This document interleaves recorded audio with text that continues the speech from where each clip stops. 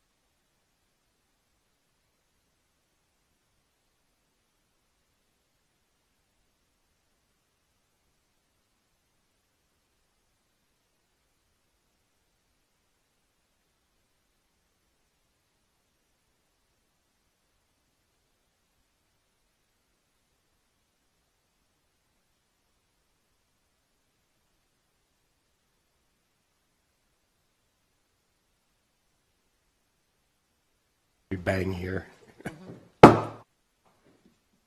Good morning. The Subcommittee on the Interior, the Environment will come to order. Without objection, the chair is authorized to declare a recess at any time. Before we get started, I did want to take a moment to speak directly to our audience. I want to thank the witnesses and also those members of the community who have chosen to be here. I do want to point out this is a formal hearing of the subcommittee and not a town hall meeting. We're here to hear from the witnesses. Though we value what the members of the public have to say, this is a formal hearing. If there's time afterwards, Ms. Plaskett and I will come to the back and visit and listen to anybody's concerns, but we also need to get back to Washington because we have votes tomorrow in the House. So we'd appreciate it if the members of the audience would basically just listen, and if you've got something to say, obviously you can write to us or we'll try to talk to you after. With that, I'll offer my opening statement before we get started. Today, the subcommittee will examine the effects of the historic 2017 hurricane season on the U.S. Virgin Islands. However, before we get started, I do want to thank the ranking member of this subcommittee, Ms. Plaskett, for being such a wonderful host and showing us our beautiful home islands. It's been almost 30 years since I've been here. There have been substantial changes, not just based on time, but obviously based on the devastation of the hurricane. These islands are extremely beautiful, but the effects of the hurricane are clear, and it's painful to see the destruction in this area. I'm especially sympathetic to what the residents of the USVI are enduring because my home city of Corpus Christi, Texas, was slammed by Hurricane Harvey as well this year. We faced wind gusts up to 132 miles an hour in nearby Port Aransas, an island community that I grew up in, having had a house there. I tell you, the devastation that we saw from Harvey, it reached as far as the Houston area based on rains. It was just amazing. According to the National Weather Service, Houston saw an all-time record daily rainfall accumulations on August 26th and 27th. The struggle that residents in Texas and in the Virgin Islands have faced in the aftermath of these storms has been intense. Economic losses based on Harvey are as high as $100 billion, and we're still awaiting numbers from here as we continue to do recovery. I bring up Texas to note that I do have experience with these devastating hurricanes, and I made my trip here particularly interesting, and it's personally important for me to understand the challenges that y'all are facing. Just earlier this week, I was in Port Aransas talking to the mayor about their recovery efforts, and we see some of the same challenges here with housing and debris removal, and there's an extra burden here based on logistics. It takes longer and it's more expensive to get stuff out of here, and the same is true, or get stuff here and get the debris out of here. So it's interesting to see. We're looking always to find ways to improve and reform the federal response to this. The Stafford Act, which is the law governing federal disaster assistance in the U.S., is intended to be flexible and leave a great deal of decision-making to the localities, the state, territorial, and local governments. In our federalist system of government, this is important because it preserves the sovereignty of the territory, states, and local governments and respects their expertise. However, these locations and localities often need federal assistance when faced with overwhelming disasters, as happened here and back home in Texas. This federal assistance is provided by an alphabet soup of agencies ranging from FEMA, DOD to HHS, SBA. I think it's important that Congress play a role in this as well, in particular this committee. We need to make sure these interactions, especially those between local governments and federal agencies, are working as well as possible. Now, by the very definition of the word, a disaster is disruptive. It causes chaos and upends the order of life that we're used to. And as such, there's always going to be difficulties coordinating the relief and recovery efforts, and geography just adds to some of those challenges. There are always ways we can improve this, and that's certainly the case here in the U.S. Virgin Islands. I hope today we can have a productive discussion about advancing these improvements. And I want to thank the representatives of the federal agencies who've taken time out of their busy schedules to appear today. I want to thank the participants of our panel representing the local perspective, because your voice is vital to understanding what we need to do to fix the disaster relief problem. I want to point out that even though it's just Ms. Plaskett and me here, we'd originally scheduled this meeting in December, but the House schedule changed, and the day we were planning on being here, it got changed, and as a result, some of the other members that were planning to attend were not able to reschedule to come at this date. But both Ms. Plaskett and I felt like it was important that we get this hearing done as soon as possible. This transcript will be made available to the entire subcommittee and committee as a whole. So I'm looking forward to hear what you have to say, and now I'll recognize Ms. Plaskett for her opening statement.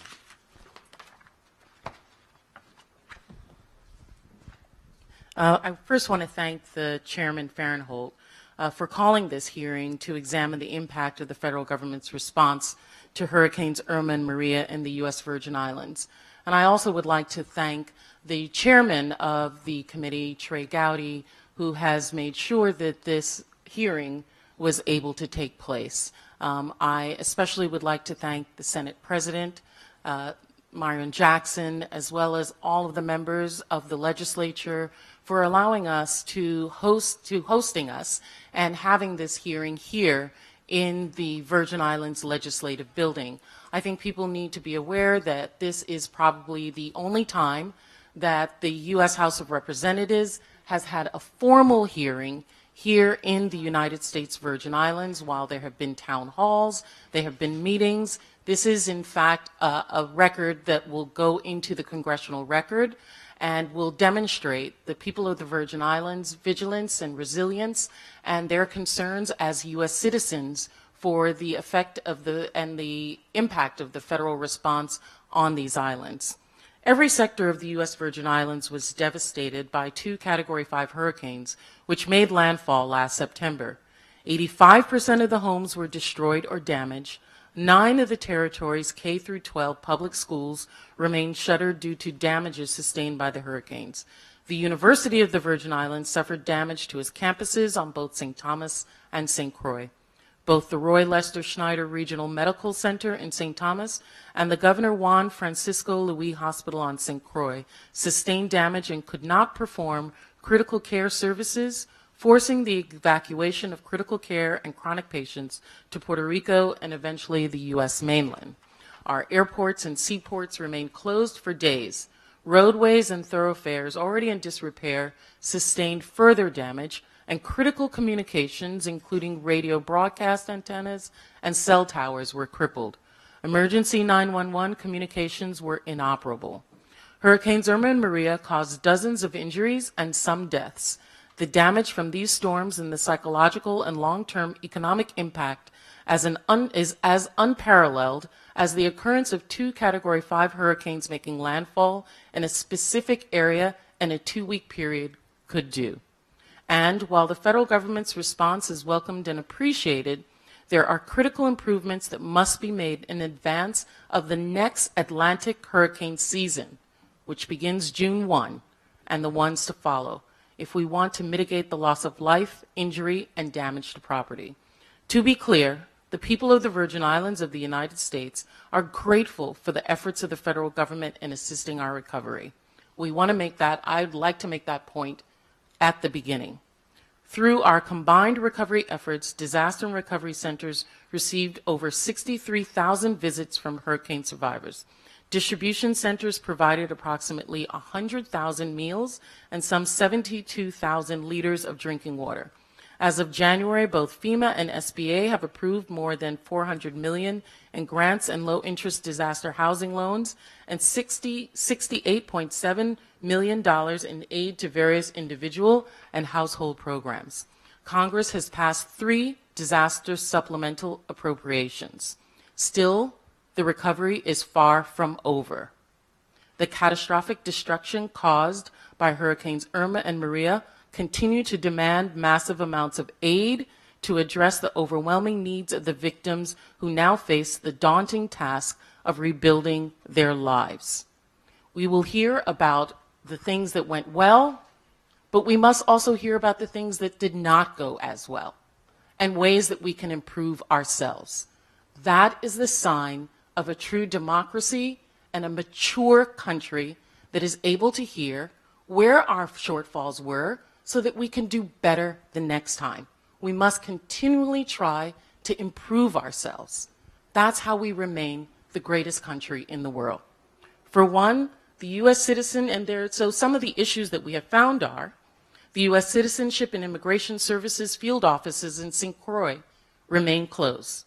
There are currently no office to process permanent residency and naturalization applications for persons without the means to travel to St. Thomas.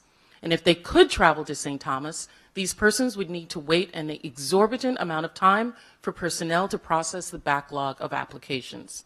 The hardworking permanent residents and legal immigrants who continue to contribute to our economy cannot suffer any longer. Additionally, the United States Postal Service has released hundreds of workers hired to eliminate mail backlogs despite the continuing delays. Packages have been delayed for months at a time. I have specific cases that I've given to the Assistant Postmaster General regarding that. Mail has simply gone poof, disappeared in distribution centers in Puerto Rico. That cannot be. The United States Postal Service is a primary means of commerce in the territory, and that needs to be restored. The Army Corps of Engineers and Federal Emergency Management Agency, and working with the government of the Virgin Islands, has not completely provided adequate plans for plant and other hurricane debris removal.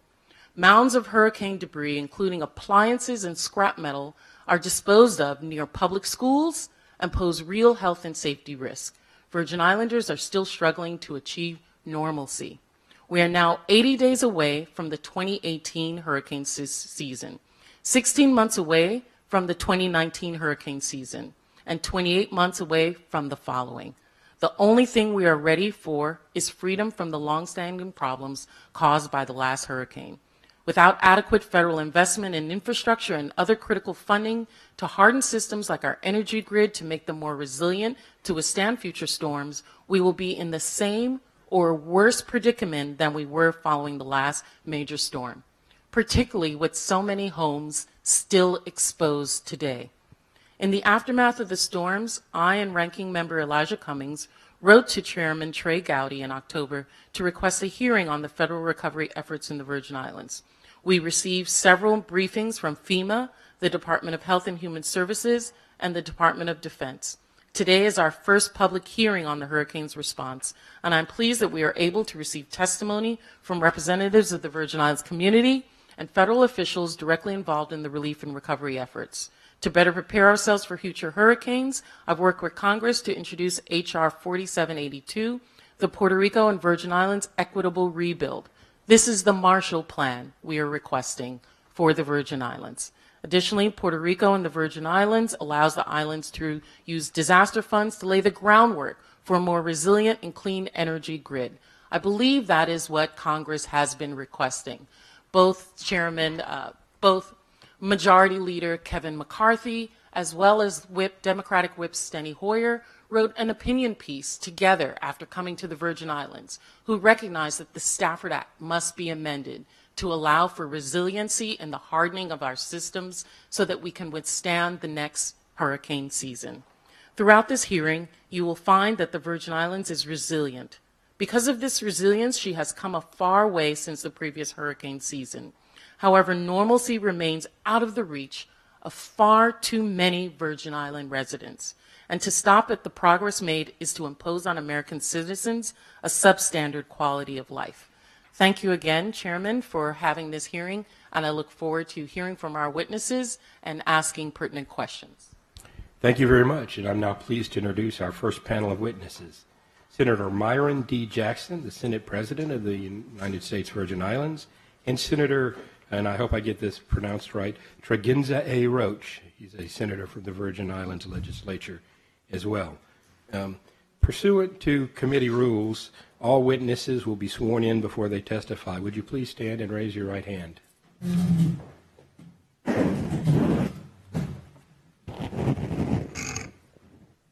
Do you solemnly swear or affirm that the testimony you're about to give will be the truth, the whole truth, and nothing but the truth, so help you God?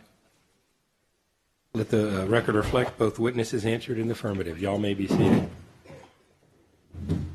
We do have two panels today. In order to allow time for discussion, appreciate it if you'd limit your testimony to 5 minutes. Your entire written statement will be made part of the record.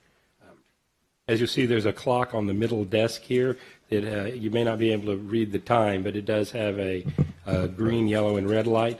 Much like a traffic signal, green means go, yellow means hurry up, and red means stop. So we will start, I guess, with Senate President Jackson. You're recognized for 5 minutes, sir. Thank you very much, Mr. Chairman. Good morning, Honorable Blake Farron Hole, Chairman, and Honorable Stacy Plasker, Delegate to the Virgin Islands and Ranking Member. Mr. Chairman, at this time I would ask your indulgence and ask if the Vice President of the institution can join me as we have been partners through the process of our recovery. Without objection. So ordered. Thank you. That would be Senator Nareda Rivera O'Reilly.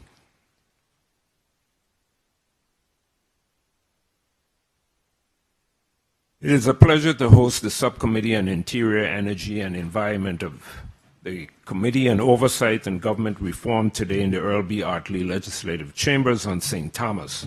On behalf of the 32nd Legislature of the Virgin Islands, we are grateful for the opportunity to testify before you today and this field hearing to assess the impacts of the 2017 hurricane season on the Virgin Islands of the United States. The double blow of two Category 5 storms, Hurricanes Irma and Maria, to our territory had a crippling effect on our territory, from which we are still in turmoil in areas such as healthcare, schools, emergency services, housing, our electrical system, agriculture and environment, and our cultural heritage and tourism industry. Without the assistance of the U.S. government, federal funds infused into our economy, and the hundreds of men and women sent to assist the Virgin Islands, we could not be where we are on the journey to recovery. Thank you to the Federal Emergency Management Agency and all the linemen, engineers, national emergency workers who have expended countless hours to work with our local officials, first responders, local and national military forces, volunteer groups, and others in the restoration from the devastating natural disasters we experienced last September. As it relates to our Federal Disaster Assistance Community Disaster Loan, the Virgin Islands is grateful for the financial assistance approved by Congress in October of 2017 in the form of $500 million in low-interest community disaster loan from FEMA, which will cover revenues lost and support the territory's hospitals, central government operations, and water and power authority over the course of the next 3 fiscal years. We are also grateful that Congress approved the $89 billion to areas impacted by natural disasters to include the Virgin Islands and Puerto Rico. It is calculated that the Virgin Islands may ultimately receive in excess of $7.5 billion requested for our recovery. We ask you also to be our voice as advocates in forgiveness of these loans so that the territory can fully recover and continue to advance economically, as efforts were being made prior to the arrival of these storms. The most glaring casualty, of course, for us is the medical evacuees. The 2017 hurricane season has been very impactful to our health system. The territory as a whole was adversely impacted as we airlifted patients out of the territory. Over 500 patients were transported out of the Virgin Islands, and close to 140 remain on the mainland. As of last month, according to the Commission of Health, 43 evacuees have died. Under the current response plan, FEMA, the Department of Health, Human Services, the Department of Defense, all have responsibilities for medical evacuees. Hurricane Irma and Maria exposed the chaotic management of our most vulnerable citizens. This is a time that we need to consolidate the responsibility for our medical evacuees under one agency. That agency must keep a chain of command of each patient, including the names of the accompanying family member and an additional emergency contact. We cannot allow evacuees to be further stressed by this uncertainty. We must and can do better for our citizens as they are forced to leave their homes to seek medical services during disasters. Another area of concern is housing. A primary concern for the territory in the wake of the hurricanes was a response to our displaced residents.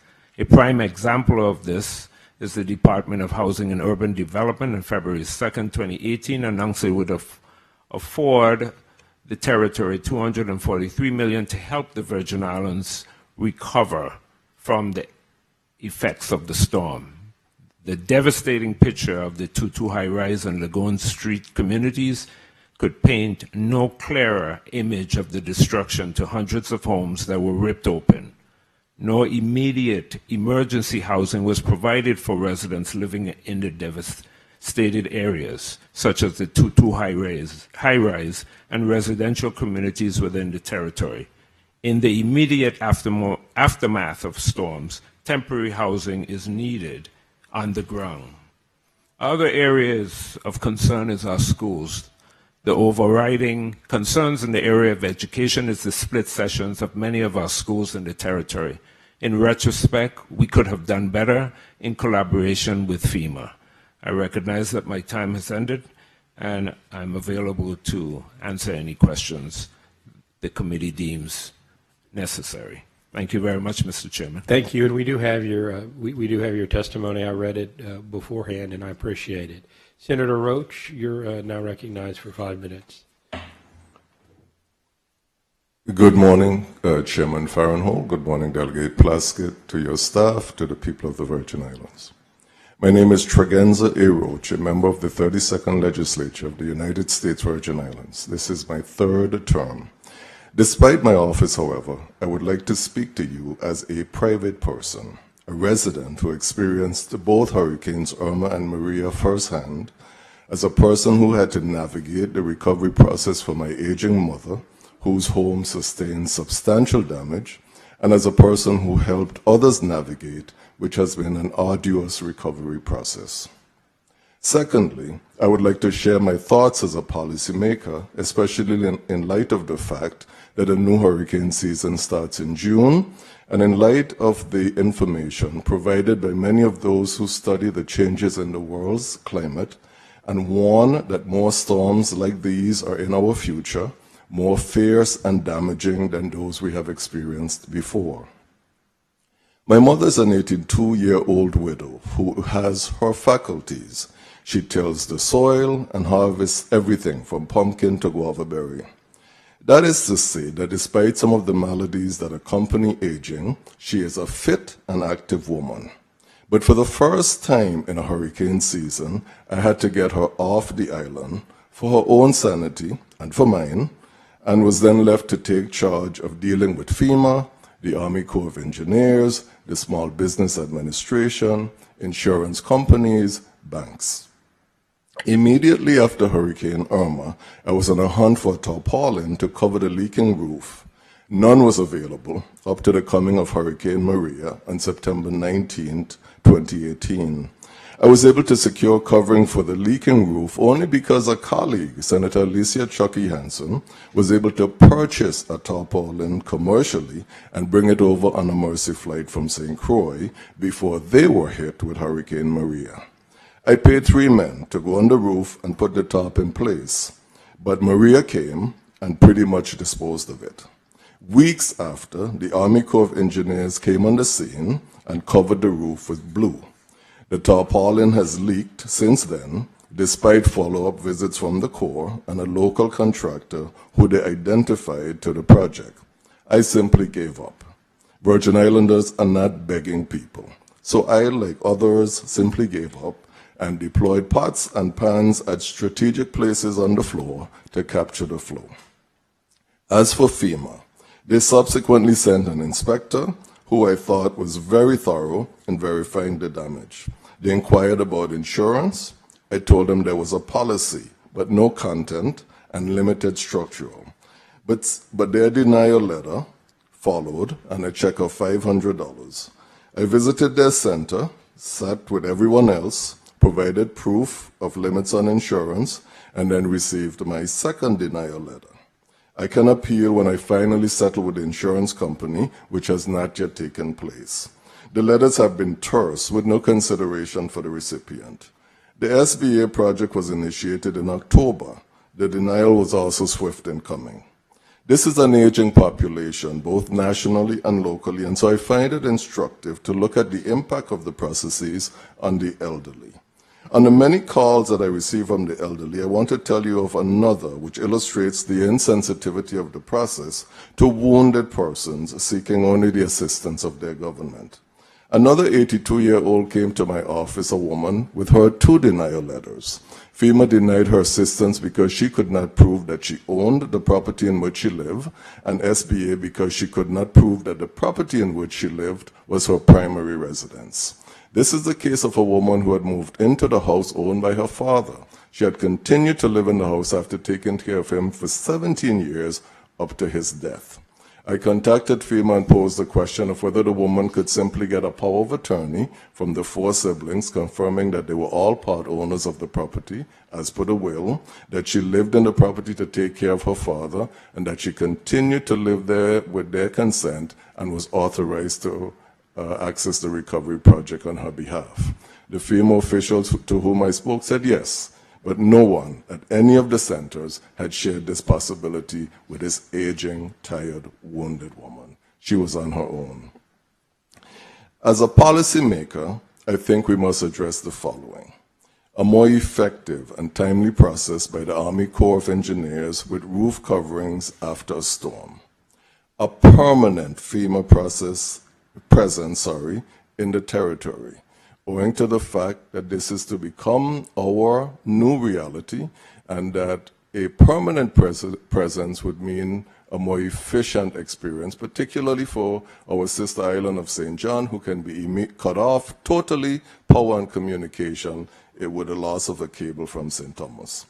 A federal approach to recovery, which considers the whole person who suffer mental health issues following a storm, and a process which is more timely. I thank you for listening to my testimony, and await any questions that you may have. All right. Thank you very much. I'll start with you. I'll recognize myself for 5 minutes of questioning. So, Senator Roach, I want to first point out that I understand the issues with FEMA, having dealt with this from a constituent issue as well. I've spoken to FEMA numerous times and have volunteered to rewrite their letters for them, because typically a denial letter from FEMA is not a denial letter. It's there's something wrong with your file, and it needs to not say denial right there up in the top in big lettering. It needs to. It definitely does need to be more compassionate. With that being said, let's talk a little bit about housing.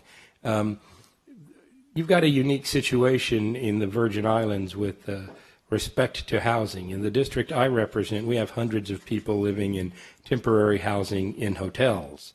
But a vast majority of the hotels in the Virgin Islands are unoccupied, and filling those hotel rooms with local residents takes away from the ability of other local residents to make money off of tourists. How would, if you were president, or if you were the head of FEMA, what would you do to address the short-term housing need? It's my understanding we still have people in the Virgin Islands living in tents. Well, I think I would offer a two-pronged approach. I remember in the aftermath of Hurricane Marilyn that there were temporary structures that were erected. I can recall at least two places on the island of St. Thomas, one on the east and one just adjacent to the Charlotte Amalia High School, which provided temporary housing. I think the other consideration would be how to make damaged homes more livable. The second part of my testimony, which I didn't read, which is what you have for the record, was a new program, at least new to the extent that I was made aware of it, on approximately the 10th of February. And that is a program that is being conducted under the auspices of the Virgin Islands Housing Finance Authority, and it is intended to make living spaces more habitable. And so I applied for that program on the 14th of February, I know because it was Valentine's Day, they subsequently sent out an inspector who I believe, actually a team of inspectors who were very thorough. I mean, they asked questions about whether there was hot water to the property. They asked questions whether there was any damage to the gas lines bringing gas into the kitchen. They asked if there was a working refrigerator. They asked about smoke detectors. They asked about whether the system had been clean, etc. But then the follow-up visit, I just found out on Saturday, they just passed the 10th of March, that they're now coming again to the property with an inspector. Now, although it seems to me that it's a very thorough program, we're looking again. I initiated my FEMA application on the 14th of September. I was one of those few people who had internet access, and I did the application online. The 14th of September. This is the 12th of March. And except for the leaking top, except for the $500 from FEMA, I think that sums up about the assistance. And I think the making the space more livable would be incredibly good for the mental health of the person, one, and two, particularly, and I always want to emphasize the elderly, particularly in the instances of the elderly, if they could stay in their home with just some accommodations to make it more livable, I think they would be in a better condition to complete the recovery process. Thank you. Senator Jackson, we've heard a little bit about insurance as well and how long it's taking for the insurance company to pay. In Texas, the vast majority of hurricane system insurance is handled by TWIA, which is a state-operated insurance program. And believe me, we've had plenty of complaints about that. I'm glad I'm not in the Texas legislature. I only have to deal with FEMA, not TWIA. What in the Virgin Islands, can you talk a little bit about the experience of collecting insurance, and if there's anything you think either the state or the territorial or federal government ought to do to improve that? And thank you, Mr. Chairman. The issues relating to insurance in the territory has been one of contention. Many of the homeowners have expressed their displeasure in the manner to which their insurance companies have taken them through the process of their adjusters, and likewise the time that it took for the adjuster to arrive at their homes. In addition to that, the issue of underinsurance continues to be a big issue here in the territory.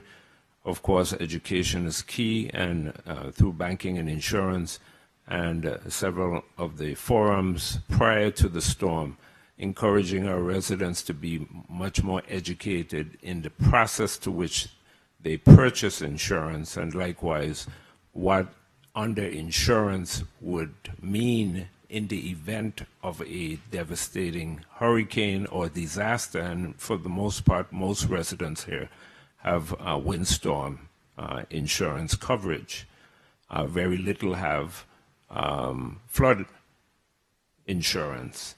So as a result of the challenges that many have had with our insurance companies, we have had an engagement with banking and insurance in reference to how we can improve the process here in the territory and likewise protect the interests of the consumer as they are purchasing insurance through these companies, and likewise the fine line that many may not read in reference to the coverage, and likewise make informed decisions.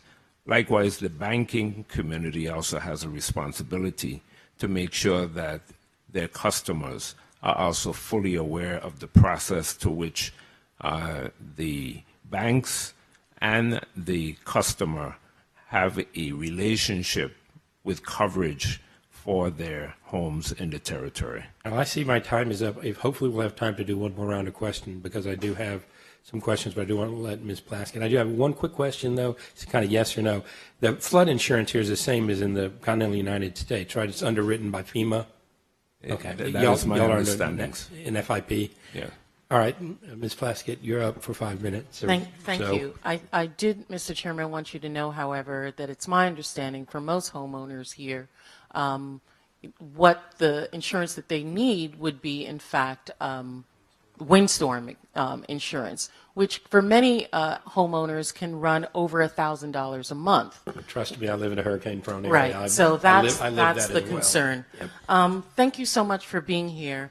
And Senator Jackson, so much of your testimony that you were not able to give that is written testimony is very informative, and I'm sure that the committee will have a chance to read through much of it. So the questions that I'm going to ask are directly related to your statements so that you can get that information on the record as well. I wanted to ask you, Senator Jackson, about debris removal. And if you could, or Senator O'Reilly, talk about the difference between the debris removal on St. Thomas, which was run by the Army Corps, managed by the Army Corps, and St. Croix, which was managed by the Department of Public Works, which I understand. Could you tell us about how that process has occurred here in the Virgin Islands? Okay, I'll leave Senator O'Reilly speak to St. Croix. I'll speak to St. Thomas, and that for many of us, it's been very frustrating with the process of debris removal from our neighborhoods, highways, and the like. And I would say that the early process to how we get to clean up our communities has been one of contention. And I say contention in that many of the areas of our communities still have debris. And we visited St. John yesterday in the East End, and I was aghast of the amount of debris that is still on the roadsides, in addition to utility wiring and some of the remnants of our electrical poles and the like that are littered on the side of our roads. The Army Corps of Engineers, in collaboration with the Department of Public Works, and of course the company Series, has been engaged in this district, and of course through the process of public announcements, which I feel in many ways have not been very successful, because if you don't listen to a particular radio program, you may not know the schedule coming into your neighborhood and the like. So there needed to be more underground communications with residents in terms of when do you put out your green waste? When do you put out your electronic waste and other items?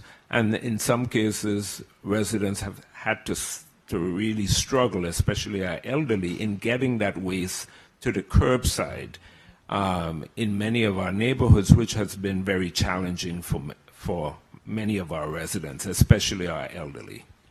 Can I ask, when did you first see federal agencies on the ground doing waste removal, debris removal? Can you recall? Well, I said to you that right after the storm, the Department of Public Works was mobilized. In addition to that, we had the military on the ground. Those are, and other emergency entities like what we have here in terms of the response to. Do you know when that was? Because as I recall, for quite a number of weeks, it was Public Works, yes, the local Public Works, and residents who were doing much of the debris Much removal. of the debris removal began with the residents of the territory. Public Works started to deal with the main thoroughfares, but within our residential communities, they were challenged with the lack of assistance in getting out of their respective neighborhoods and into the main thoroughfares of our roadway system. Thank you. Senator O'Reilly, you have spent an enormous amount of time in the hospitals and dealing with the issues there. Is there anything that you would like to share with the committee about the evacuation, the hospital process, or anything you'd like to add at this point? I would, and good morning, Mr. Chairman Farrenhold and Ms. Plaskett. With the few seconds left, I'd like to You can take more than a second. Thank you. I'd like to share since the President already mentioned the concerns regarding the medical evacuees, I'd like to share specifically regarding the structures of the hospitals.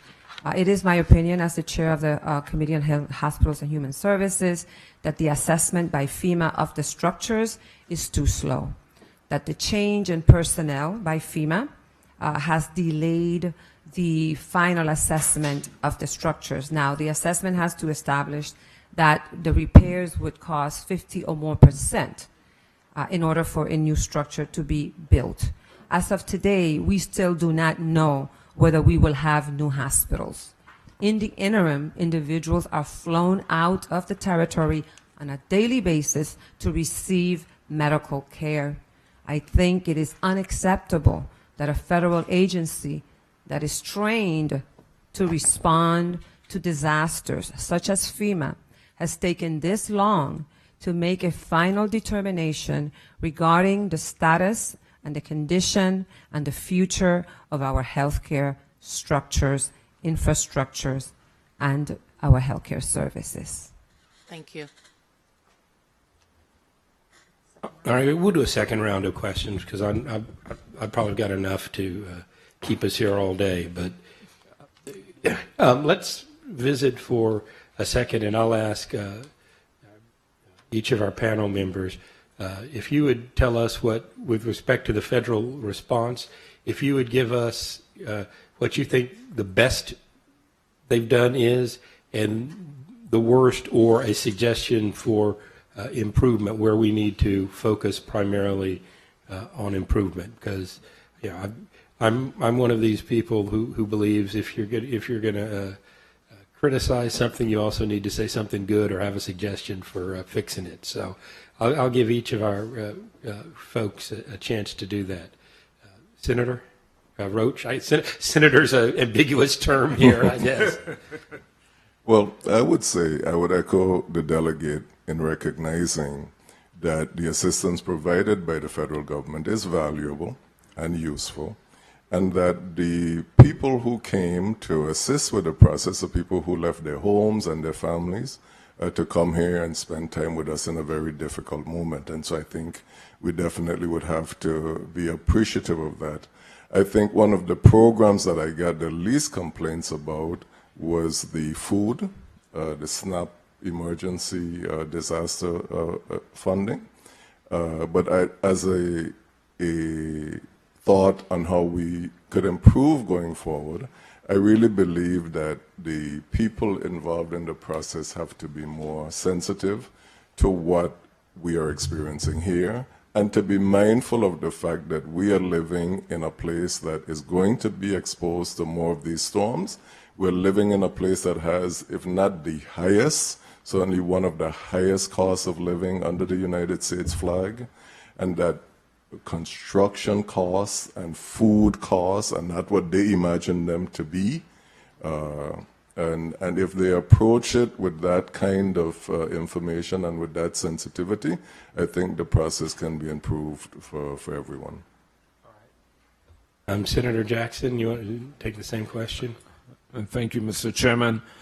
As Senator Roach stated in reference to the aid that the FEMA disaster has provided to the territory and their response to the territory, we are grateful.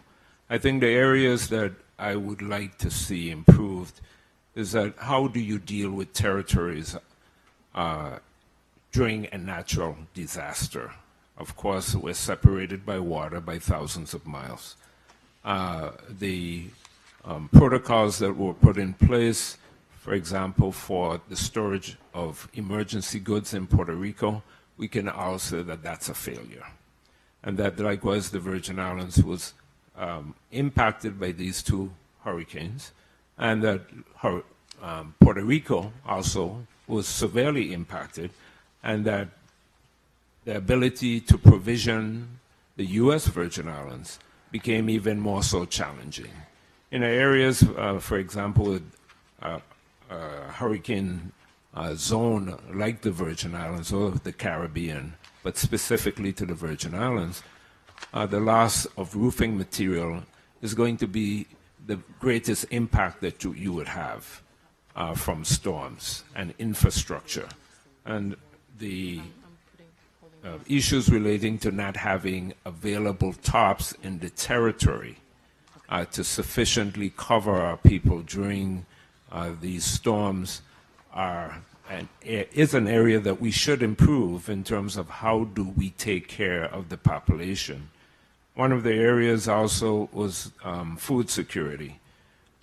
Many of the meals ready to eat coming into the ground is understandable as you address the immediate recovery or response to the community. But then at the same time, who makes those decisions in terms of what meals, whether they're culturally sensitive? So the Red Cross stepped up to the place, as well as individuals like Tim Duncan that provided wholesome meals to our community versus meals ready to eat and snacks in boxes. So the nutritional health of our community is really very important. And I think those were areas that FEMA could do better in, and likewise the response on the ground in getting the professionals into the territory. For example, we've been advocating for the impact of cultural resources, and only most recently professionals have come into the territory to assist entities in this regard of our cultural institutions, our libraries, our museums, cultural heritage sites, and the like. And those are just some examples that I provide to you, Mr. Chairman, that we could do improvement in. And Senator Rivera O'Reilly, do you want to take a stab at that one as well? I'd like to. Thank you so very much. I think that shelter, water, and food are essential in the immediate response. We felt very comforted by the presence of the military, and we are so thankful. As soon as military trucks were on the ground, in collaboration with our National Guard, it gave our citizens a sense that they were being taken care of. There were truckloads moving across the islands filled with water and MREs, and I am so grateful. I am so grateful for that. There are a number of areas that I believe can be improved. I urge you to consider the increase in the reimbursement rates under CMS for Medicare and Medicaid. It will help our hospitals significantly to remain operational. I also urge you to look at the manner in which the Army Corps of Engineers rolls out their Blue Roof program. It is designed for stateside housing, for stateside roofs, not Caribbean construction. And so when they came out and installed the blue roofs, what they did was cause greater damage to the roofs. So where there was one leak after the blue roof was installed and residents expected there would be no leak, there were multiple leaks. I also would like to recommend that when FEMA comes to the ground, that it comes with its own pods, that it brings its own shelters, because they have saturated the remaining hotel rooms in the territory.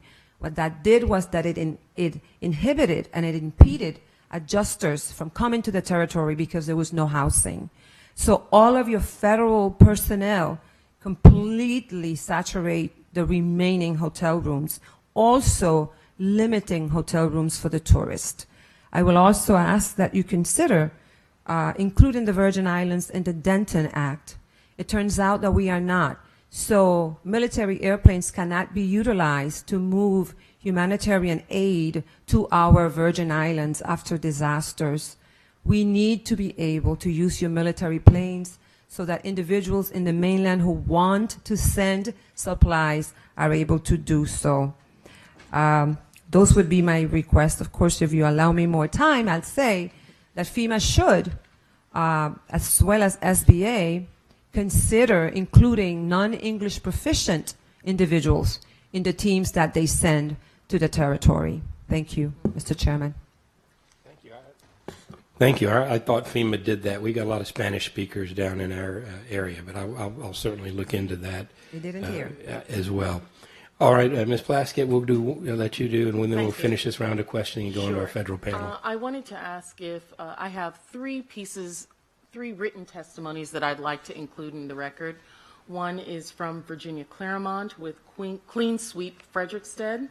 The other is presented by Mrs. Ruby Simmons Isanison here on St. Thomas. And then the third is by Senator Janelle Sorrow, a senator in the 32nd legislature.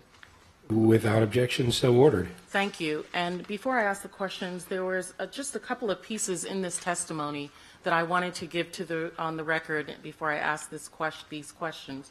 One, of course, is a very moving testimony and statement that was given by Ms. Simmons Isanison, talking about the evacuees, which has been discussed by the witnesses here this morning by the senators. She says, in the State of the Territory address presented on January 22nd, 2018, Governor Kenneth E. Mapp noted that 682 persons were evacuated for medical reasons, and some 248 still remain on the mainland at that time. Since then, I have asked, what happened to the other 434 persons? How many of them came home in the cargo section of the plane?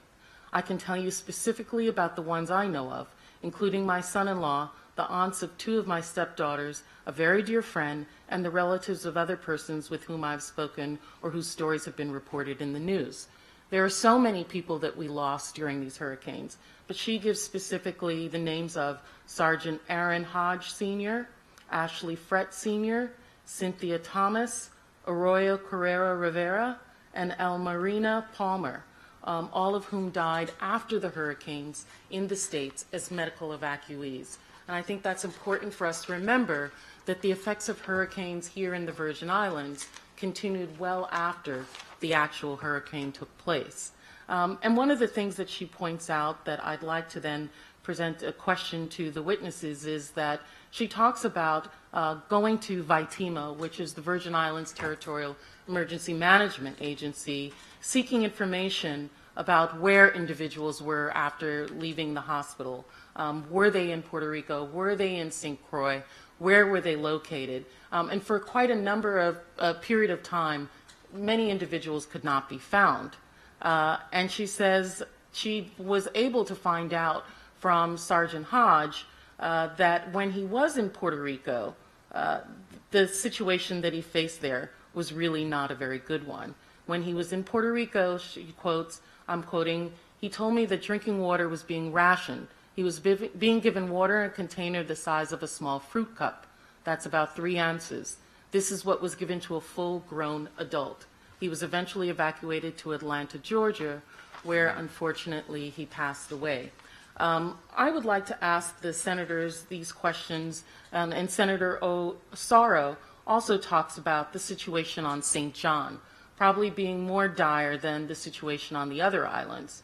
And she talks about the distribution sites, which Senator O'Reilly also gave us some indication about how important they were.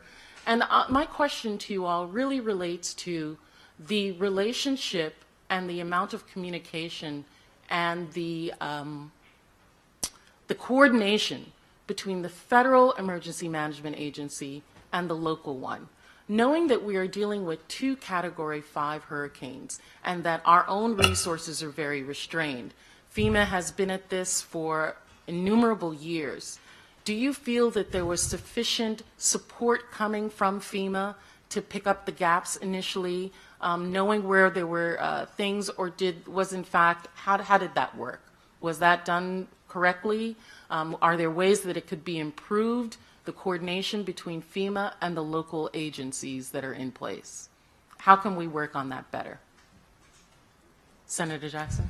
It's a very good question, and we spent a tremendous amount of time in the EOC in VITEMA and had the opportunity to actually witness and to be engaged with the process of response. And I have to say, on both sides, we need to work on the response from a natural disaster in the territory. I think given the fact that we are islands, we're outside of the continental United States, and that likewise FEMA's history in the territory, of course, Hurricane Hugo and Hurricane Marilyn gave the territory some experience as it relates to FEMA and what is necessary for emergency response. And who would imagine that the Virgin Islands in its centennial year would be struck with 2 Category 5 hurricanes 12 days apart? Who prepares for that? And how does an emergency entity like VITEMA with limited resources really rise to the occasion of responding to the disaster? They themselves were not fully prepared. And that likewise, FEMA representatives coming into the territory with the lack of communications, driving around this territory, most time lost, not having a local scout or representative with them as they were going into these various neighborhoods was very challenging. And I do think that we really need to revisit how FEMA and the territory protocols are put in place for a response in light of these 2 hurricanes. And like wise most recently the tsunami notification to the territory that created panic to our residents. We need to be prepared, fully prepared, and likewise how our relationship with the federal government hitting the ground is to be done, because it was very chaotic. Did anyone else want to add something to that? I'd like to, Congresswoman Plaskett, I believe that we should consider training a cadre of local residents who are now currently working with FEMA, train them so that they too are able to be deployed to other areas in the United States that are hit. And so that when, not if, but when this territory is again a victim of a disaster, that those FEMA trained local residents are deployed here because they are more familiar with the territory. I also felt that FEMA took a back seat and allowed VITEMA to take the lead.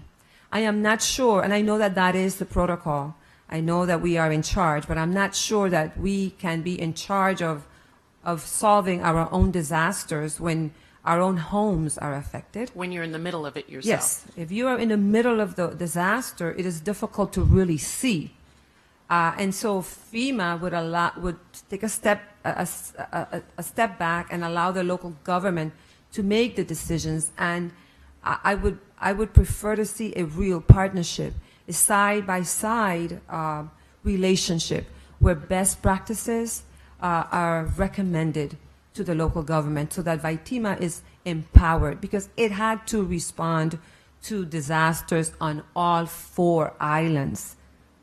Thank you. I know that I had heated and very colorful discussions with Brock Long because FEMA, of course, we know in the federal government, only gives what is requested. But if you don't know what to request, and you are dealing with the magnitude of disaster, it's difficult to make those kind of assessments on the ground. And there needs to be, we end up hiring companies to assist us in making the request.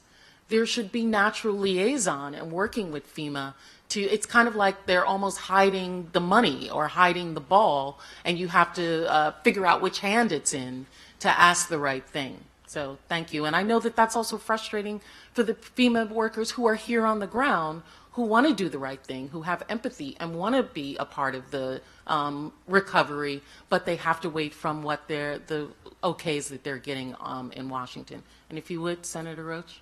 Thank you, Delegate Plaskett. I think we have to consider the need for adjustment of policies and processes both locally and federally. In our case, we have a statute that gives the governor complete authority to deal with the federal structures in a state of emergency. He's the point person for FEMA. He gets to determine whether a state of emergency should be extended and to what the length of time that can be renewed. And I think we ought to look at that structure. I think if the reality of the persons living offshore the United States, and in particular the residents of the Virgin Islands and Puerto Rico, that it is time to also consider new structures. And I believe that FEMA should have a permanent presence in the territory, that they should literally be here year-round, and I believe that that would assist in having better relationships with them and the local agencies. That would lead to a more timely response in the case of natural disasters, and that we are living in extraordinary times that call for extraordinary solutions that we might not have considered before. Thank you. And I know we're finishing this, but I would like to also place into the record another testimony, written testimony, a statement for the record that was given to me by Megan Enright. She is a resident of St. John and has been working with Love City Strong and Love for Love City Foundation on the recovery efforts in St. John. Without objection, so ordered. And I'd like to thank our panel for being here and answering our questions and providing both the written and verbal testimony. We could go on like this, but we do have a panel of federal folks that we would like to talk to as well. So again, thank you all for being here. It's been great visiting your island. In order to allow us time to set up for the next panel, we're going to take a 5-minute recess.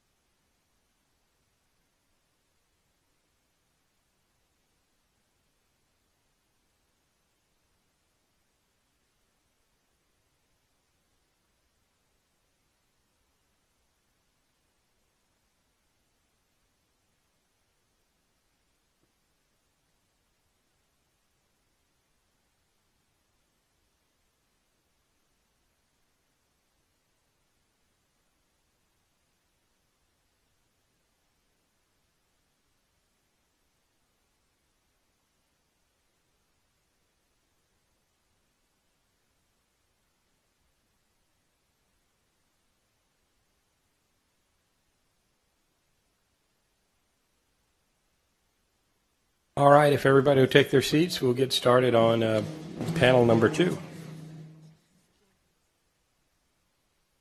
going to introduce them first. The subcommittee will come to order. I love the big gavel. It's like twice the size of the one we use in Washington. You don't need a gavel that big. Oh, my goodness. All right. We've got a new panel of witnesses. I'd like to take the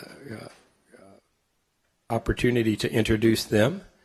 First, we have Mr. William Bill Vogel. He's the Federal Coordinating Officer at the Federal Emergency Management Agency, a.k.a. FEMA. We have Mr. Murad Mojo Rahim, ASPR Regional Emergency Coordinator for Region 2 at the Department of Health and Human Services. Welcome. We have Colonel Scott Heinzelman, Defense Coordinating Officer for FEMA Region 2 at the Department of Defense. We have Colonel Robert J. Clark, Commander of the U.S. Army Corps of Engineers, Field Recovery Office, Mr. Randy Lavasser, Caribbean Group Superintendent for the National Park Service. And we have Mr. Henry Hank Danka. He's the Manager of In-Plant Support for the Northeast Area of Operations for the United States Postal Service. Welcome, gentlemen. And pursuant to committee rules, we ask that you stand and be sworn in. Do you solemnly swear or affirm that the testimony you're about to give is the truth, the whole truth, and nothing but the truth? So help you God. Thank you. Y'all may be seated. Let the record reflect all the witnesses answered in the affirmative. I believe all of y'all were in the audience for our first panel. Same basic rules apply.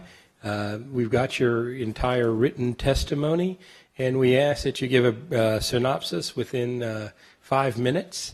Hit the high points, and as I said, yellow light means we're just about done. Red light means wrap it up. So we'll start first with Mr. Vogel, and you're recognized for 5 minutes, sir. Good morning, Chairman Farenthold, Ranking Member Plaskett. My name is William Vogel, the Federal Coordinating Officer, and I'm here to testify about the critical role that FEMA has played in the U.S. Virgin Islands over the past 6 months. The U.S. Virgin Islanders were making progress after the devastation of Hurricane Irma in September, when then just 2 weeks later, a second Category 5 storm struck the territory. And in the months since Hurricane Maria, a large-scale coordinated effort has been underway to help the island communities and survivors get back on their feet. FEMA and our federal partners are working with the U.S. Virgin Islands government to drive recovery forward, to meet the needs of hurricane survivors, and to repair and rebuild communities stronger and safer to lessen the impact when storms strike in the future. FEMA coordinates the federal response to a disaster, and in the U.S. Virgin Islands, we mission assigned 55 other federal agencies to assist in response and recovery. These agencies responded immediately and deployed personnel to the territory, along with the Department of Homeland Security Surge Capacity Force and FEMA. Within 2 weeks of Maria, 2,500 federal employees had deployed to the U.S. Virgin Islands, in addition to 6,000 Coast Guard and Department of Defense staff serving both the U.S. VI and Puerto Rico. All told, we issued 331 mission assignments totaling $698 million. And in 6 months, important recovery milestones have been achieved. Roads have been cleared of storm-related debris, commercial airline flights have resumed, seaports are active, and stores and restaurants have opened. I'm pleased to note that the Virgin Islands Water and Power Authority reports that power has been restored to all customers able to receive electrical hookups in the territory, more than 55,000 customers. Through FEMA's individual assistance and public assistance programs, low-interest disaster loans from the U.S. Small Business Administration, and claims payments by the National Flood Insurance Program, more than $810 million has been provided to households, businesses, and territorial agencies as a result of Irma and Maria. As of 9th of March, more than $74 million has been provided directly to individuals and households for rental assistance, housing repairs, and other needs. Housing is a priority for us because so many homes were damaged and there are few rental resources available. There is no standard solution for survivors. Each person's situation is very unique. We are very much aware that people are living with friends and relatives, creating very difficult living conditions. and I can tell you that I have spoken personally to people who are desperate for housing on the islands. We have several programs that are helping. We provide grants for home repair. We provide rental assistance. We are funding territorial programs called the Emergency Home Repair VI to provide money for people to make basic emergency repairs so that they can stay in their home while they work on a long-term solution. The funding comes from FEMA's Sheltering and Temporary Essential Power Program. We have the Multifamily Lease and Repair Program to pay for repair to rental units if the landlord will let us place disaster survivors in those units. We have a direct lease program in which we lease rental units and place survivors in them. We also have approved permanent housing construction direct repairs so that we can hire contractors to make essential repairs in lieu of providing other financial assistance. We've operated a total of 10 disaster recovery centers across all 3 islands to help answer questions related to these assistance programs and a survivor's specific housing needs. These centers received more than 65,000 visits. We completed all housing inspections, and we're reaching out to individual survivors who have special housing needs. The housing side of recovery is never a simple process, but for a territory that spans several islands where housing resources are scarce, the challenges are multiplied. We are looking for every possible way to support survivors who need housing. This is my #1 priority. Installing temporary facilities for critical infrastructure is also a top priority. FEMA's Public Assistance Program staff is working closely with the Virgin Islands Department of Health and Education to construct interim facilities for medical and hospitals and schools that were damaged.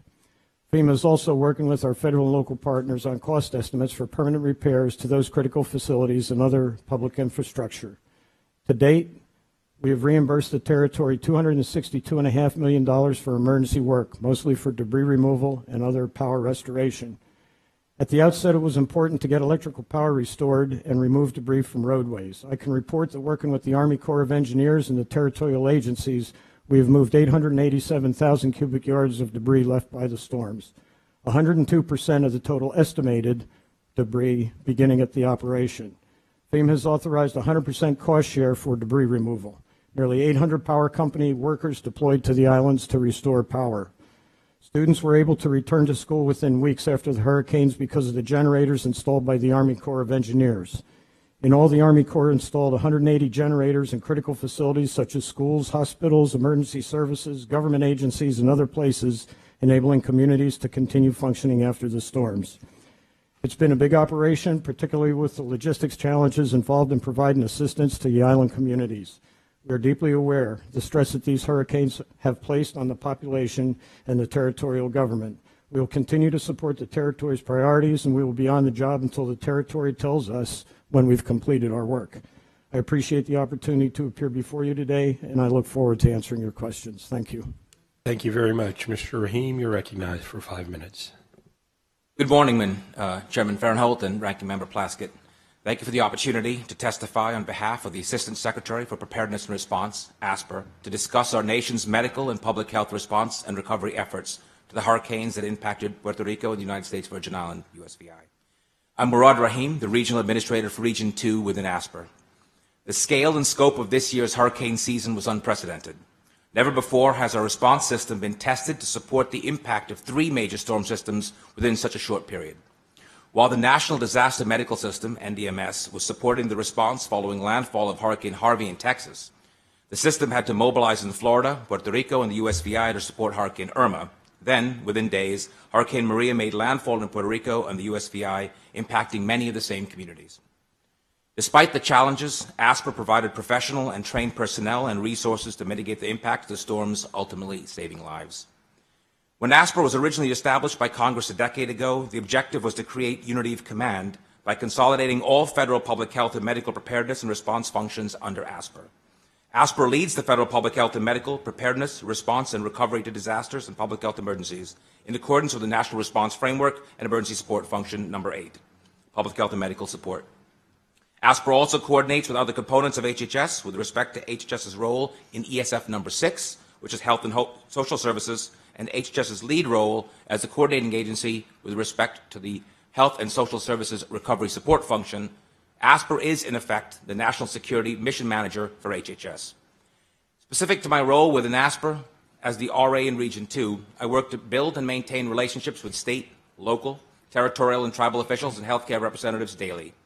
These established relationships proved critical during their immediate preparedness for and response to Hurricane Irma and Maria. Given my daily coordination and communication with officials before the hurricanes hit, I was familiar with local resources and, as such, was able to ensure the federal response to local needs. Since late October, I've also served as a federal health coordinating official. In this role, I'm the primary point of contact supporting information flow between HHS and local officials. Specific to the response provided following Hurricanes Irma and Maria, ASPR's strategy has been threefold: save lives, stabilize the healthcare system, and restore services. To save lives and stabilize the healthcare system, approximately 2,500 NDMS personnel were deployed to the impacted area and were supported by approximately 21.5 tons of equipment. While deployed, personnel provided care to over 2,500 patients in the USVI specifically. Care included providing access to trained medical assessments, treating minor injuries, dispensing medicine and water, wound care, and assessing injuries. When care exceeded capabilities, NDMS supported the evacuation of patients. We evacuated approximately 211 dialysis patients from the USVI before, between, and after Hurricanes Irma and Maria. Our partners from the DoD and the Department of Veterans Affairs were key components of these moves. Once the hurricanes passed, teams provided on-site medical care through federal medical stations, with 50 to 250 beds provided through the Strategic National Stockpile. HHS also activated the Emergency Prescription Assistance Program, known as EPAP, for both the USVI and Puerto Rico to ensure victims who were unable to pay for prescriptions received required medication. Ensuring that people are still able to access these supplies that they rely on every day helps patients cope with the disaster more effectively and prevents stress on the healthcare system. Now that much of the response effort is concluding, ASPR is continuing to support the USVI through its recovery operations. Currently, HHS personnel are deployed long-term under the authorities of the National Disaster Response Framework and are in continual coordination with local officials to maintain situational awareness, link local officials to resources, and assist with challenges or issues as they arise. Our primary mission is to support a locally led recovery by building capacity with the USVI government and other key stakeholders that carry out the critical health and social services to the island's residents. In conclusion, the devastation caused by Hurricanes Irma and Maria overwhelmed local, state, and territorial healthcare capabilities. ASPR provided the resources to meet existing medical requirements, transported patients to ensure proper care when needed, utilized authorities like EPAP to ensure populations received critical prescriptions, and will continue to coordinate on issues impacting long-term recovery. There's much work left to be done, but we have ensured the public health and medical requirements within the impacted communities are able to support the population. I thank you again for this opportunity to address these issues, and I'm happy to answer any questions. Thank you very much, sir. Colonel Heinzelman, you're up for 5 minutes, sir.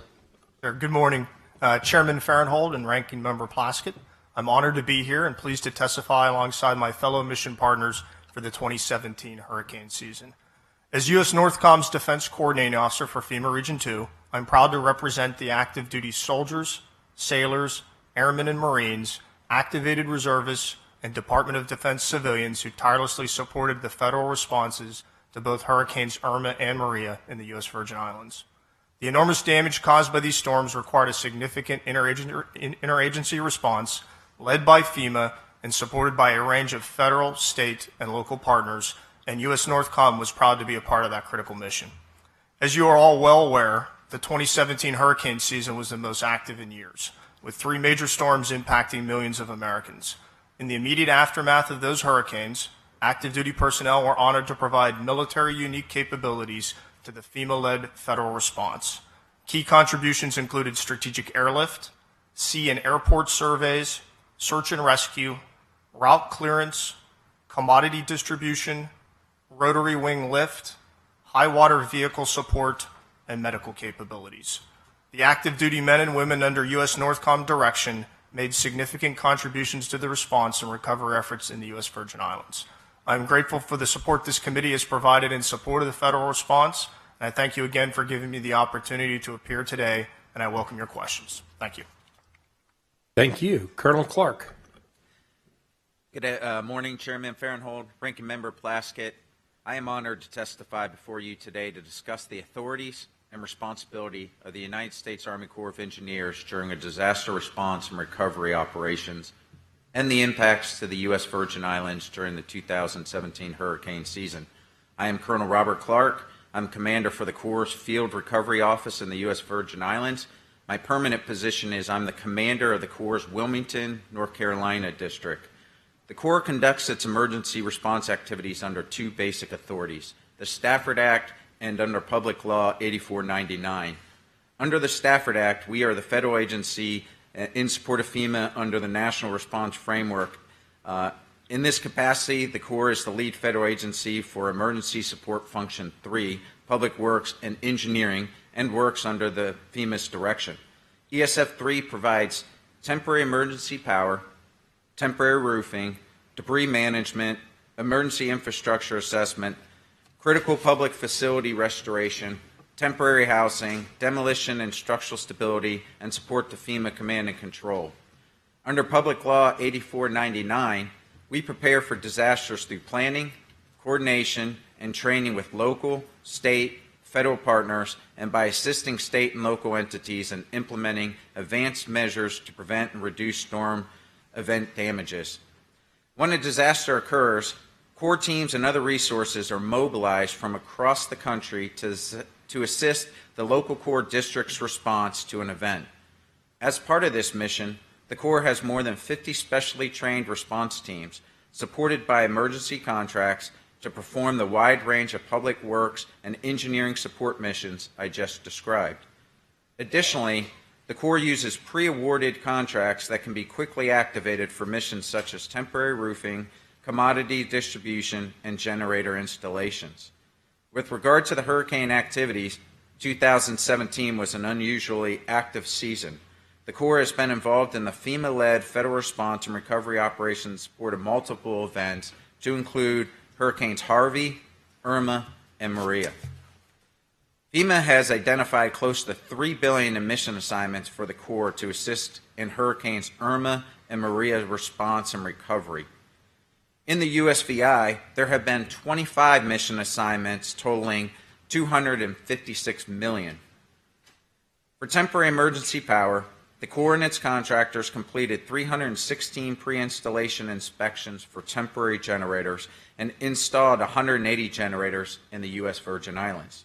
The Corps has de-installed 165 generators out of the 180 installed, with the remaining 15 installed generators that were turned over to FEMA Logistics, which are being maintained by a long-term contract. The Corps' temporary power mission was completed on February 11, 2018. For temporary roofing, in order for the Corps and its contracts to install temporary covering, the blue roofing, the government and its contractors require a valid right of entry. In the U.S. Virgin Islands, the Corps and its contractors completed 3,658 blue roof installations. The blue roof mission was completed on December 15, 2017. For debris management, the Corps and the territory combined has removed over 822,000 cubic yards of the estimated 870,000 cubic yards of debris in the U.S. Virgin Islands. The Corps remains fully committed and capable of executing its civil works activities across the nation, despite our heavy involvement in these ongoing response and recovery operations. We also remain ready and poised to assist in future events as they may occur. This concludes my testimony. I look forward to answering any questions you might have. Thank you. Thank you. Mr. Lavoisier? Yes, sir. Thank you. Chairman Farrenhold and Ranking Member Plaskett, thank you for your invitation to present the Department of the Interior's views regarding the impacts on the U.S. Virgin Islands from the historic 2017 hurricane season. I am accompanied by Daryl Eccles, who's in the audience, the Acting Superintendent of the Virgin Islands National Park. I'll summarize my remarks and ask that my full statement be included in the hearing record. Thank you. The National Park Service sites in the U.S. Virgin Islands include Christiansted National Historic Site, Buck Island Reef National Monument, and the Salt River Bay National Historic Park and Ecological Preserve on St. Croix, and the Virgin Islands National Park and the Virgin Islands Coral Reef National Monument at St. John. These national parks play an integral part of the tourism economy. Nearly 600,000 people visited the national parks in the Virgin Islands in 2016, supporting nearly 1,000 jobs and about $100 million in economic output. Hurricanes Irma and Maria significantly impacted the areas we manage. On St. John, the storms displaced a dozen staff members and destroyed or significantly damaged 25 facilities. The storms substantially eroded shoreline, deposited significant amounts of sediment and debris on the Virgin Islands National Park iconic coral reefs. These storms caused 90 vessels to wash aground or sink and destroyed strands of pillared coral, a threatened species. In addition, they substantially damaged the park's largest concession operations mainly at Cinnamon Bay as well as Keneal Bay Resort, the largest single employer on the island.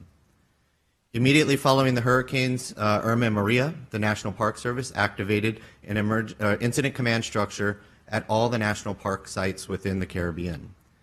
The incident management team mobilized hotshot fire crews, units, and sawyers to remove debris from roads, parking lots, and walkways, completed initial building repairs, and restored operations where possible to help reinstate park visitation. To assist during the immediate aftermath, among other things, the National Park Service made the Visitor Center at the Virgin Islands National Park available to St. John residents as a temporary shelter, provided fuel to operate generators, and local health clinic, provided staging areas used by the U.S. Navy and BBC Electric, and provided radio and dispatch support to augment remaining emergency radio services, and helped ensure emergency services were available on the island. In turn, the National Park Service received tremendous support from other federal agencies, as well as the territorial government, nonprofit organizations, the business community, and of course our citizenry. On St. Croix, Christiansted National Historic Site resumed normal operations in November. The water and hiking trails of Buck Island Reef National Monument remain open to visitors, but the pier remains closed. The Salt River Bay Visitor Contact Station remains closed at this time. St. John Virgin Islands National Park reopened in early December, but is still in a major recovery phase. Initial repairs restored basic visitor services and reopened the park's visitor center, trails, beaches, and their adjacent waterways. However, much of the park's infrastructure, such as roads, water systems, signs, concessions facilities, and fee structures, were destroyed or badly damaged. Over 500 archaeological sites and historic structures still need stabilization, and 35 derelict vessels remain in sensitive habitat. Ongoing closures of Keneal Bay Resort has left indelible imprint on our visitor services and the community at large. The same holds true for park concessions operations throughout St. John. The National Park Service recognizes the importance of these businesses to the economy of the Virgin Islands and is dedicated to working with them to resume operations as soon as possible. The department appreciates the cooperation and collaboration with Delegate Plaskett and Governor Mapp, and we look forward to continuing these efforts throughout the recovery phase. Recovery of the Virgin Islands National Parks will be significantly spurred by funds from the hurricane supplemental appropriations recently approved by Congress. The total amount of the recovery funding that has been allocated to the National Park Service for parks on the mainland and in the Caribbean is $207 million. Mr. Chairman, this concludes my statement. I would be pleased to answer any questions that you or Congresswoman Plaskett have. Thank you very much. And it's Mr. Dankna. Is that how do you pronounce your name? Danka. Danka. Okay. Mr. Danka, you're recognized for 5 minutes. Morning, Chairman Farrenhold, Ranking Member Plaskett. My name is Henry Danka, and I'm the manager of implant support for our Northeast area. Could you pull that microphone a little bit closer to your mouth? All right. Thank you. In this role, I oversee the ongoing review and evaluation of service and quality performance at processing and distribution centers. I was personally deployed to the Caribbean for approximately 7 weeks after the storm. I appreciate the opportunity to provide the subcommittee information on the preparation, response, and recovery efforts the Postal Service employed in the Virgin Islands as results of Hurricanes Irma and Maria. In the event of a hurricane, the Postal Service's primary focus is the safety and well-being of our employees and customers and the integrity of the nation's mail system. We have an extensive hurricane preparedness guide to provide the necessary direction, coordination, and support to ensure we are prepared to respond to and recover from a hurricane. When we knew that the Virgin Islands were in the direct paths of Hurricanes Irma and Maria, employees were asked to confirm their contact information. All postal vehicles, facilities, and unprocessed and undelivered mail was secured to the fullest extent possible. We notified potentially impacted post offices to be prepared for closure. Emergency equipment was assessed for operability, and electronic equipment was powered down, disconnected, and moved to higher ground. Devastation in the Virgin Islands from back-to-back Category 5 hurricanes was like any experienced in recent history. We partnered with several federal agencies such as FEMA, FBI, Customs, HHS, DOD, and DEA in our response and recovery efforts. We confirmed the safety of our employees as quickly as we could and provided them aid such as water and meals ready to eat, which had been staged before the storms hit. Many postal facilities sustained significant damage. Despite our best efforts, we lost mail due to weather damage and looting that occurred before we were able to secure those facilities. Communication was sporadic, and we relied heavily on social media, traditional news outlets, and news outlets to communicate post office hours and service updates. Post offices were left without power and internet services for extended periods of time, which hampered our efforts to restore retail operations and track delivery of mail and packages. St. Thomas Airport was closed for 10 days following Hurricane Maria and later reopened with limited daily flights and operating hours, which remain in effect today. Also, the barge that carries mail from St. Thomas to St. John was down for approximately 2 weeks. Road closures and debris made it difficult for our employees on the Virgin Islands to get to work and deliver mail. Every postal facility in the Virgin Islands was damaged, obstructed, or impacted. The Frederiksted Post Office on St. Croix, in particular, was severely damaged. These challenges impacted mail delivery. Executives at the highest level of the organization were engaged with the recovery efforts, and the leadership team was deployed to the Virgin Islands over a 3-month period. We worked diligently to restore retail and delivery services where safe, despite stringent curfews. We reprogrammed equipment to pre-sort mail to help expedite delivery when it arrived in the Virgin Islands. We contracted with a commercial air carrier to transport oversized packages directly into St. Thomas. We used an expedited process to hire temporary employees to help with the backlog mail, and we installed satellite dishes to improve mail tracking and retail services. Currently, all post offices in the Virgin Islands are operational with the exception of Frederiksted. Repairs at Frederiksted and Veterans Station are on schedule for completion this summer. Also, last week, we sent review teams to every office in the Virgin Islands to assess staffing needs. We are grateful for the transportation and communication assistance provided by our federal partners. We are proud of our employees who work tirelessly to restore mail service in the Virgin Islands, many doing so while working to rebuild their homes and lives. While we recognize that challenges remain, we are committed to ensuring we fulfill our mandate to provide secure, efficient, and affordable mail service to all Virgin Island customers. Thank you, Mr. Chairman, for the opportunity to testify, and I welcome any questions that you and the subcommittee members may have. All right, thank you very much. And I think we'll start with FEMA. So, Mr. Vogel, I'll recognize myself for 5 minutes and want to talk a little bit about debris removal.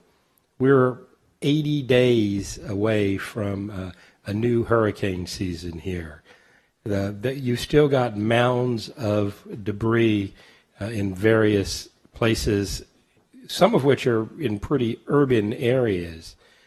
My experience with hurricanes is you get all the loose stuff from outside and put it inside so it doesn't become projectiles. Is there some concern about a timeline for getting some of these debris piles removed before they become possible missiles in another hurricane?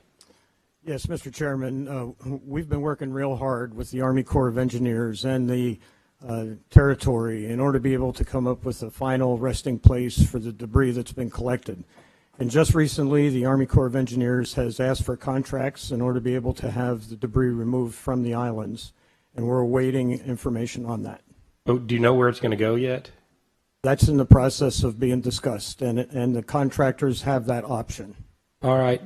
Let's talk a little bit. A lot of the local witnesses talked about the interaction with FEMA at the hotel I was staying at the other night. There was a FEMA employee. I talked to him for about 10 or 15 minutes.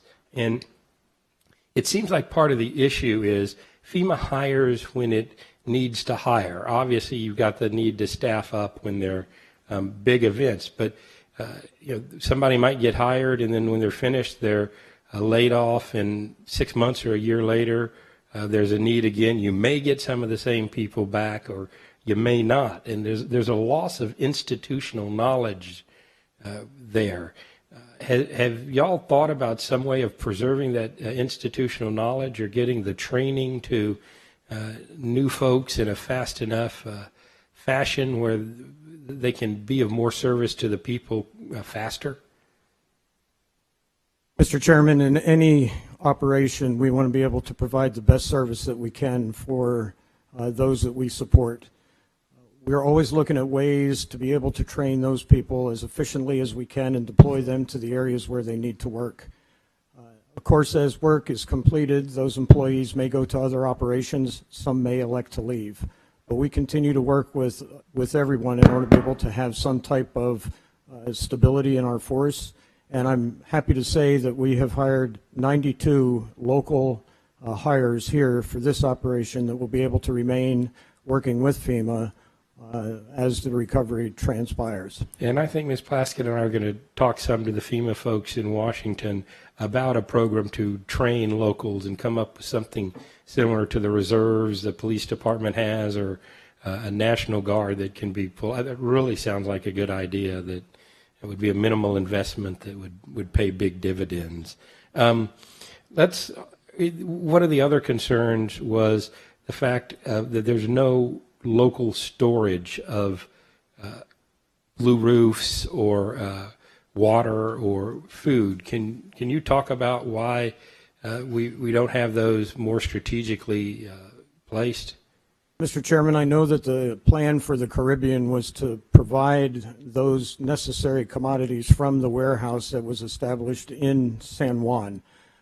I don't know that there is a facility in the Virgin Islands that would be able to properly store those necessary commodities in a climate-controlled area. But we'll certainly take a look and work with the territory to see why would we need to air condition bottles of water and plastic tarps? Well, the tarps will eventually deteriorate in the hot, humid warehouse environment.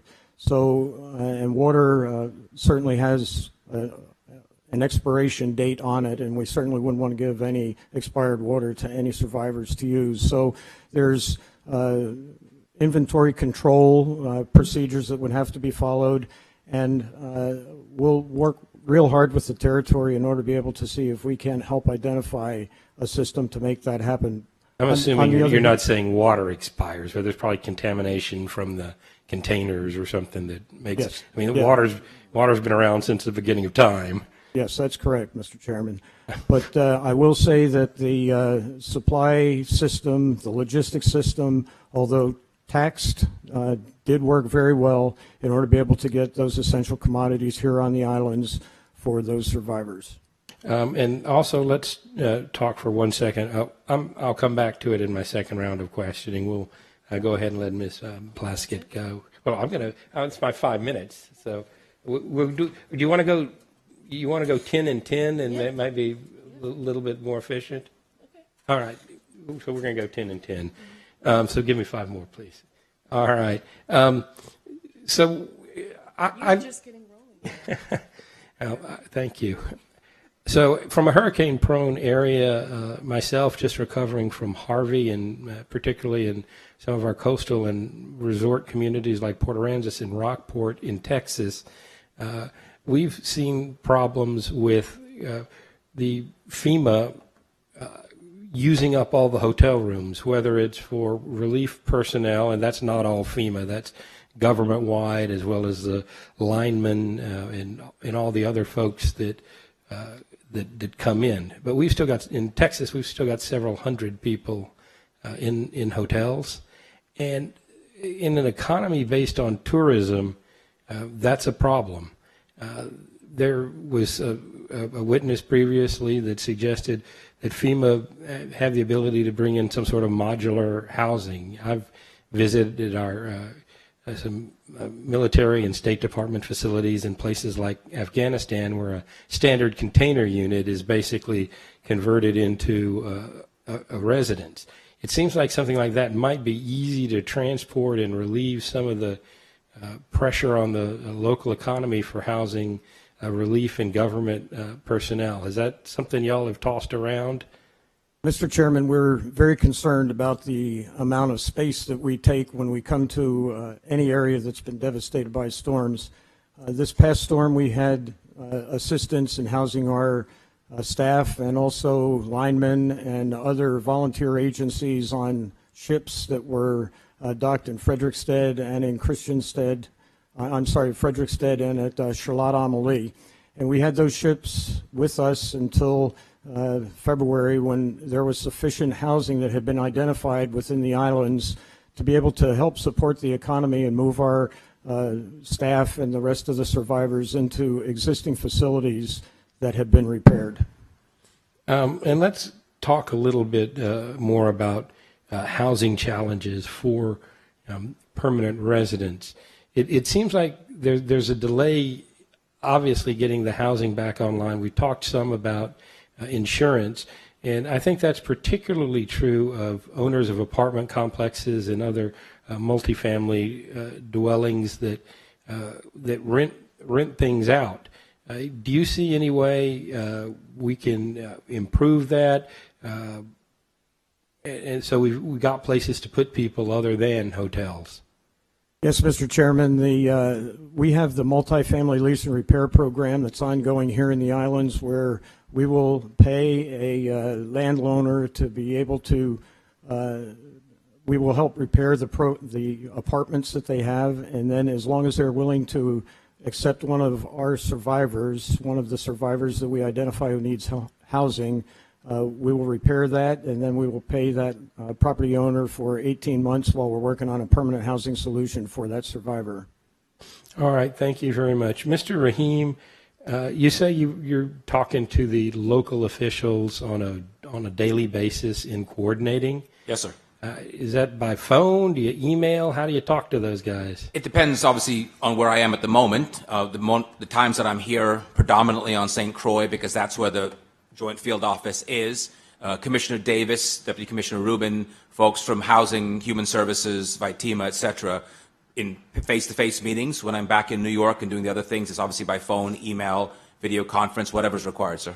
Well, this committee has requested from your agency copies of emails related to this disaster relief, and we've only got a handful. It seems like if y'all have the level of coordination that you're talking about, there ought to be more emails, and I'd like to request that you get with your IT folks and the other appropriate folks and see about getting our document production request met. Certainly, sir. We also heard from our local panel beforehand that there was an issue tracking victims who are medevaced out to Puerto Rico or wherever. What are y'all doing to improve the tracking of people so family members know where their relatives are, who's safe, who's not, and that sort of thing? Mr. Chairman, so currently all of the folks are in Atlanta, Georgia. We've consolidated all the folks that have been evacuated from the various locations to Atlanta, Georgia, and all those records are made available on a daily basis. In fact, the Virgin Islands has very kindly provided 3 nurses, there's currently 2 remaining from St. Croix, that are actually acting as case managers to all those folks. So Virgin Islanders are directly speaking to other Virgin Islanders, discussing the needs and requirements. All those lists are available to the Virgin Islands Department of Health. and are made available on an actual daily basis. And anytime we return anyone, someone has met the needs of care and they return, actually 3 are being done this morning, those records are being done here. Obviously that's after the fact. For this current season, if that need arises again, using established IT systems in conjunction and coordination with the VIDOH is a critical planning factor. Something called JPATS, the Joint Patient Assessment and Tracking System, is something we're working with the VA to bring here for this hurricane season. Clearly, in the last one, those evacuations occurred on a very emergent basis, and sometimes in those emergencies, and as you're well aware of from Texas and other things, those things don't always get all the detail collected at the moment. The detail was collected relatively quickly after the fact, but certainly there's always opportunities to improve. Great. And I've still got some more for the right-hand side of the panel as I look at you guys, but we'll let Ms. Plaskett do 10 minutes, and hopefully we'll have time to do a second round. Great. Thank you. I had some very specific questions that I wanted to ask very quickly, and hoping you can just quickly give me the answers so that we can cover a lot of material.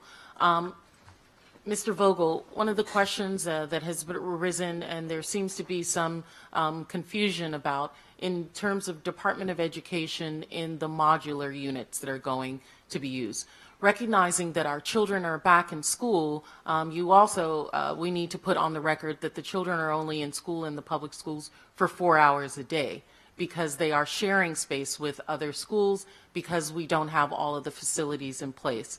When will the modular units that that have been discussed be on island for the next coming school year? Delegate Plaskett, I can't tell you the exact date. I can tell you that we have been working very, very hard with the Department of Education and with the territory in order to be able to identify the number and type of... So has that been done? Do you Yes, have the that has number? been Do you done. have the type? That has been is there done. a person who has created them, and do we have a date of shipment?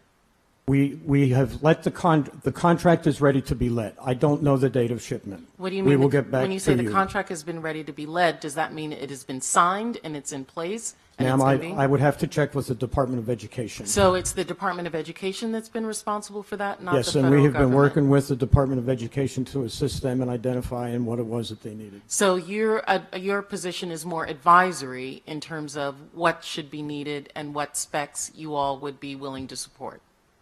We'll support whatever specs they ask for, and what we do is work with them in order to be able to develop the project worksheet that will reimburse the territory for that process. Got it. And now in terms of the hospitals as well, we've heard about evacuation of individuals. We know that dialysis units, as well as, people are really pretty much just being triaged at this point. If there's long-term care that's needed, they have to be removed. We've heard the governor talk about creating units on the ground as an assessment is done. Are those units on their way as well? Yes, they are, and the units were delayed somewhat last week as a result of the storms, but the units are on their way. And then in terms of the assessment, in the previous panel, there was a discussion about the assessments. Colonel Clark, I don't know if that's in your department with the Army Corps of Engineers. Has an assessment been made of the hospitals to determine whether it's 50% or more destruction, or when is that going to happen? Ma'am, that assessment's ongoing. Could you turn on your microphone, please, sir? Yes, sir. The assessments are ongoing. I believe the actual assessments are complete, and right now they're working with the federal agencies and all the partners in completing that report. I think the draft report will be done in about 2 weeks, with the final report done by the 18th of April, ma'am. And then that report goes to our governor and then goes to the federal partners in FEMA as well to make a determination of what reimbursement will take place? Ma'am, we'll get that report to FEMA, and yes, I so believe that's where you we'll send go. the report to FEMA, and then FEMA sends the report to the governor. Is that how that works? Yes, ma'am, that's correct. Okay, thank you. Now, turning a question to the actual hurricanes and the recovery and the process.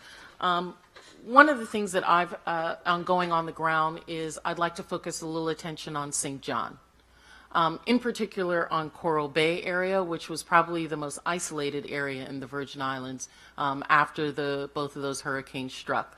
I was struck by testimony from some of the witnesses who talked about the psychological feeling of having waiting days and seeing the Navy and others circling, waiting for them to come on the ground after Irma, them being there and then them leaving again to move themselves out of the way of the storm while Maria came, and then waiting again.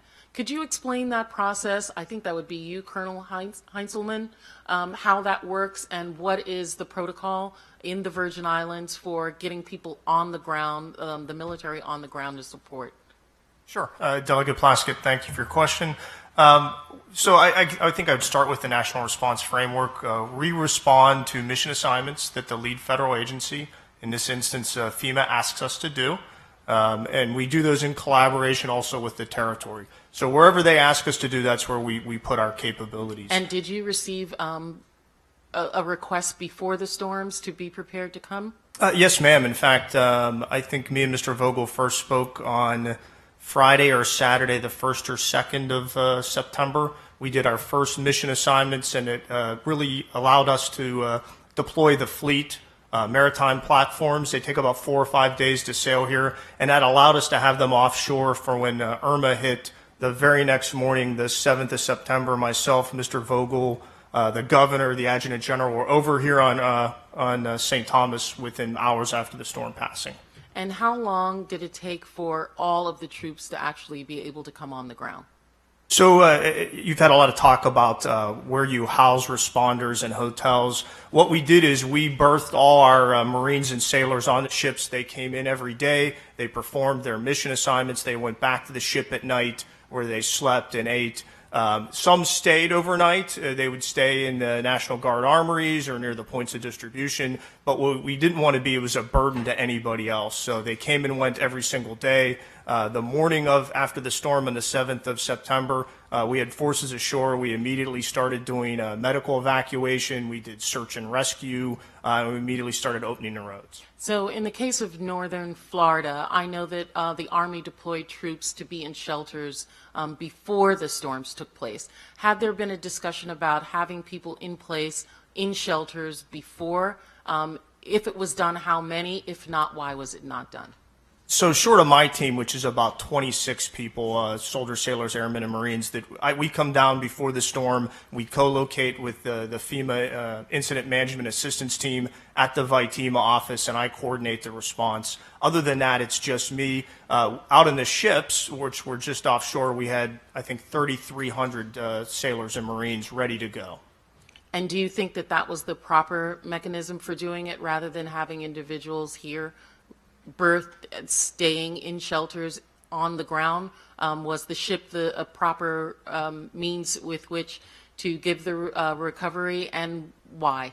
Yeah, ma'am, I think it's ideal because you can keep them out of the way. They can stay out of the storm so they don't become victims. And then immediately following the storm with their helicopters, I think we had 30-some helicopters, landing craft, we're able to quickly move them ashore. They're able to do their mission, but at the same time, they don't get in anybody's way. They don't take up the hotel rooms. They don't, there's not much room for, say, responder base camps here in the islands. So they can go back and forth to the ship. I think it's kind of an ideal way to do it. And then one last question before I move on to someone else. In terms of communication, we know that communication systems were down, towers were down. Did you receive requests for, I think they're called cows or satellites or things, and how is that then deployed so that communication can occur? Yes, ma'am. Yeah, communication is definitely a challenge after the storm, as you know. We lost most of the cell phone towers. So I provided a lot of the communications. I supported both FEMA and VITEMA. Well, everything we have is satellite-based. We did that for several days until they were able to bring in more robust systems. One of the challenges, though, with satellite-based communications is you have to put up a dish antenna. And if you remember after Maria, the winds the next day, I think it was the 21st, were still like 70-knot winds. You really can't put a dish antenna up in that. So, we were out without communications for about 24 hours. And we knew that would be the case. And we went into that with what we called a no communications plan.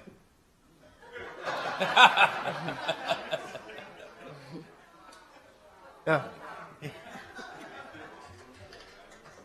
Would you like me to continue? I think we should wait for just a minute.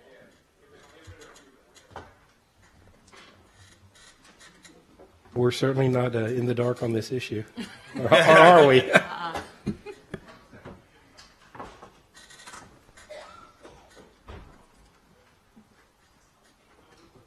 What do they say? They're going to reboot the transmitter. Okay.